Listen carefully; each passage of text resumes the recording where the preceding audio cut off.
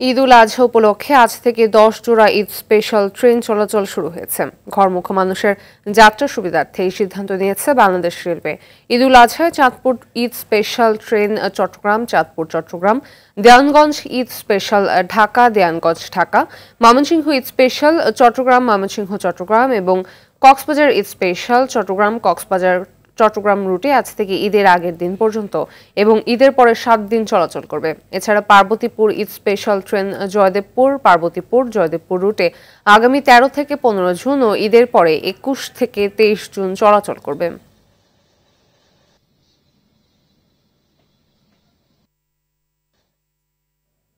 দর্শক, এই মুহূর্তে কমলাপুর রেল স্টেশনে আছেন সহকর্মী বিল্লাল হোসেন, সরাসরি যুক্ত হচ্ছেন তিনি।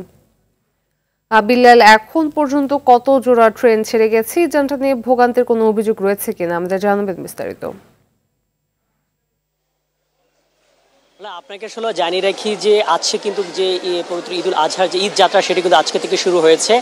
তো সেটি কিন্তু আজকে বলা যায় যে সকাল থেকে এখন পর্যন্ত কিন্তু ১৫টি ট্রেন ছেড়ে গিয়েছে। তো এই প্রত্যেকটি ট্রেনে যদি আমি শিডিউল কথা একটু জানিয়ে রাখি, প্রত্যেকটি ট্রেন কিন্তু তার যে নির্দিষ্ট যে সময় সেই সময় থেকে কিন্তু ১.৫ থেকে ২ ঘন্টা পরপর কিন্তু যাচ্ছে। পাশাপাশি কিন্তু আমরা এখানে যাত্রীর সাথে কথা বলেছি। আজকে তুলনামূলক কিন্তু যাত্রীদের কমলাপুর স্টেশনে কিন্তু যাত্রীদের চাপ কিছুটা কম, কারণ হচ্ছে যেহেতু আজকেও অফিস করতে হচ্ছে অনেকে, আগামীকাল থেকেও মূলত কমলাপুর স্টেশন থেকে আমাদেরকে জানিয়ে হচ্ছে যে আগামীকাল থেকে বৃহস্পতিবার থেকে মূলত যাত্রীর চাপটি বেশি থাকবে, কারণ অফিস তখন শেষ হয়, তখন পুরোদমে যখন ছুটি হবে তখন কিন্তু তার প্রভাব কিন্তু কমলাপুর স্টেশনে পড়ে। পাশাপাশি যে এছাড়াও যে অন্যান্য জায়গা থেকে যে ট্রেনগুলো ছেড়ে আসার কথা সেটি কিন্তু নির্দিষ্ট সময় কমলাপুর স্টেশনে না পৌঁছানোর কারণে কিন্তু এখান থেকে প্রত্যেকটি ট্রেন কিন্তু বিলম্বে ছেড়ে যাচ্ছে। তো যাত্রীরা যেটা অভিযোগ করছেন যে আমরা প্রত্যেকবারই যেটা জানি যে টিকিট যার ভ্রমণ তার কিন্তু এমন একটা নির্দেশনা কিন্তু কমলাপুর স্টেশন কর্তৃপক্ষ কিন্তু দিয়ে থাকে, কিন্তু এবারে কিন্তু যখন যাত্রী চাপটা কিন্তু বেড়ে যায় তখনই কিন্তু